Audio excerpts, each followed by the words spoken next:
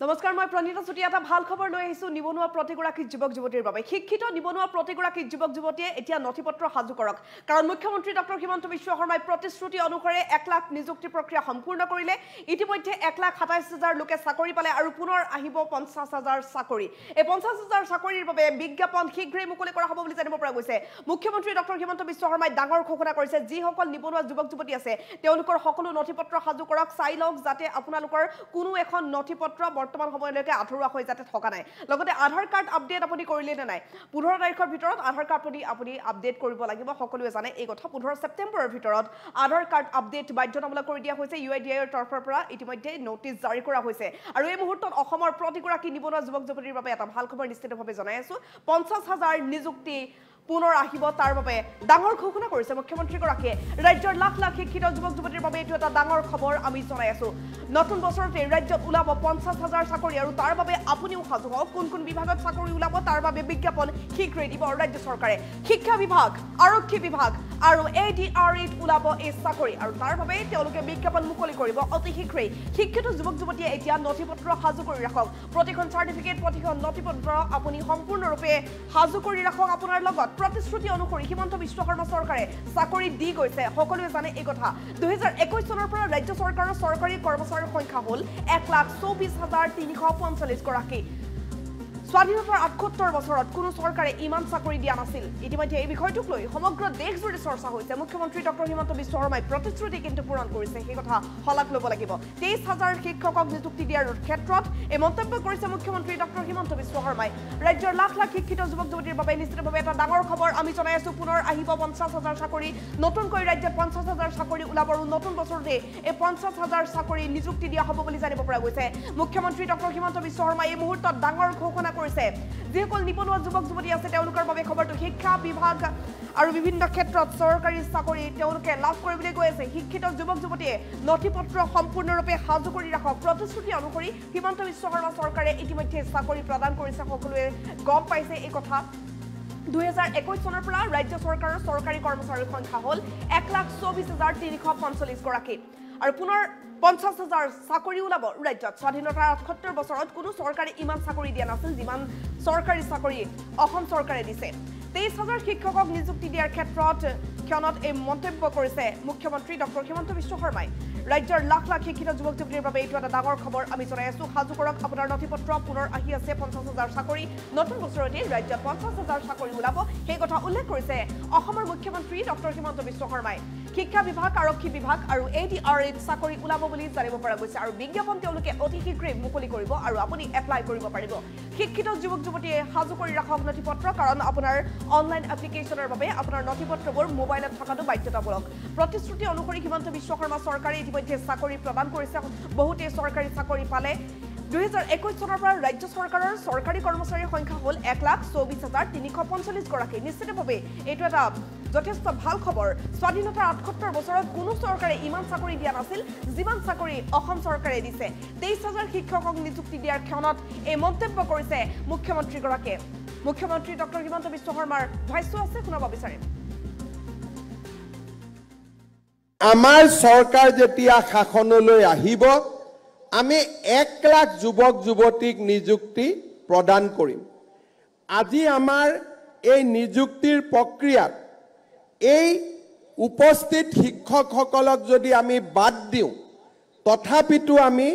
1,389টা সংখ্যাত আমি অৱতীৰ্ণ হলো অৰ্থাৎ আমাৰ ৰাজ্য চৰকাৰে গৌৰৱেৰে সৈতে আজিৰ দিনটোত আমি 1 লাখ নিযুক্তিৰ যিটো আমাৰ লক্ষ্য আছিল তাক আমি পাৰ কৰিলো আৰু যদি আজি স্থায়ীভাৱে নিযুক্তি পোৱা 23,955 জন শিক্ষকক আমি যদি হিচাপত লওঁ তেতিয়ালে 2021 চনৰ পৰা ৰাজ্য চৰকাৰৰ আমাৰ কৰ্মচাৰীৰ সংখ্যাত 1,24,345 জন চৰকাৰী কৰ্মচাৰী লিপিবদ্ধ হ'ল যোৱা স্বাধীনতাৰ পিছত 78 বছৰ পাৰ হৈ গ'ল কোনো চৰকাৰে আজিলৈকে কেতিয়াও একেলগে 1 লাখ নিযুক্তি দিবলৈ সক্ষম হোৱা নাছিল আজি আমাৰ চৰকাৰখনে সেই সোণখেৰীয়া যাত্ৰাও অতিক্ৰম কৰিবলৈ সক্ষম হ'ল। মই আশা কৰোঁ যে এই ধৰণে অসমৰ যুৱক যুৱতীৰ আশা আকাংক্ষা পূৰণৰ হকে আমি নিৰন্তৰ গতিত কাম কৰি যাব পাৰিম আৰু ৰাইজৰ আশীৰ্বাদত এই ধৰণে আমি আগুৱাই যাবলৈ সক্ষম হ'ম। আজিৰ এই দিনটোত অসমৰ যুৱক যুৱতীসকললৈও 1 লাখ নিযুক্তিৰ সংখ্যা পাৰ হৈ যোৱাৰ এই স্মৰণীয় মুহূৰ্তত মই সকলোলৈ অভিনন্দন জনাইছোঁ আৰু অহা বছৰৰ ভিতৰত নতুনকৈ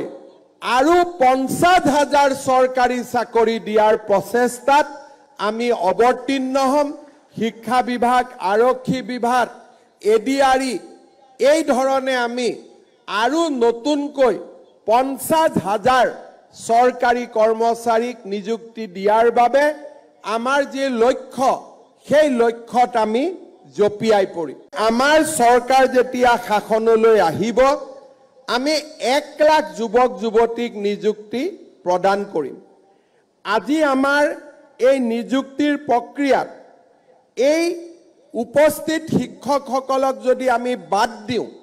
তথাপিতো আমি 1,389টা সংখ্যাত আমি অৱতীৰ্ণ হ'লোঁ। অৰ্থাৎ আমাৰ ৰাজ্য চৰকাৰে গৌৰৱেৰে সৈতে আজিৰ দিনটোত আমি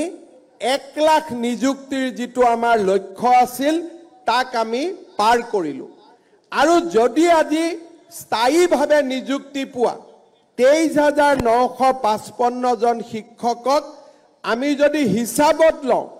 তেতিয়াহ'লে 2021 চনৰ পৰা ৰাজ্য চৰকাৰৰ আমাৰ কৰ্মচাৰীৰ সংখ্যাত 1,24,345 জন চৰকাৰী কৰ্মচাৰী লিপিবদ্ধ হ'ল। যোৱা স্বাধীনতাৰ পিছত 78 বছৰ পাৰ হৈ গ'ল, কোনো চৰকাৰে আজিলৈকে কেতিয়াও একেলগে 1 লাখ নিযুক্তি দিবলৈ সক্ষম হোৱা নাছিল। আজি আমাৰ চৰকাৰখনে সেই সোণখেৰীয়া যাত্ৰাও অতিক্ৰম কৰিবলৈ সক্ষম হ'ল। মই আশা কৰোঁ যে এই ধৰণে অসমৰ যুৱক যুৱতীৰ আশা আকাংক্ষা পূৰণৰ হকে আমি নিৰন্তৰ গতিত কাম কৰি যাব পাৰিম আৰু ৰাইজৰ আশীৰ্বাদত এই ধৰণে আমি আগুৱাই যাবলৈ সক্ষম হ'ম। আজিৰ এই দিনটোত অসমৰ যুৱক যুৱতীসকললৈও 1 লাখ নিযুক্তিৰ সংখ্যা পাৰ হৈ যোৱাৰ এই স্মৰণীয় মুহূৰ্তত মই সকলোলৈ অভিনন্দন জনাইছোঁ আৰু অহা বছৰৰ ভিতৰত নতুনকৈ আৰু 50,000 চৰকাৰী চাকৰি দিয়াৰ প্ৰচেষ্টাত আমি অৱতীৰ্ণ হ'ম। শিক্ষা বিভাগ, আৰক্ষী বিভাগ, এডিআৰই এই ধৰণে আমি আৰু নতুনকৈ 50,000 চৰকাৰী কৰ্মচাৰীক নিযুক্তি দিয়াৰ বাবে আমাৰ যি লক্ষ্য সেই লক্ষ্যত আমি জপি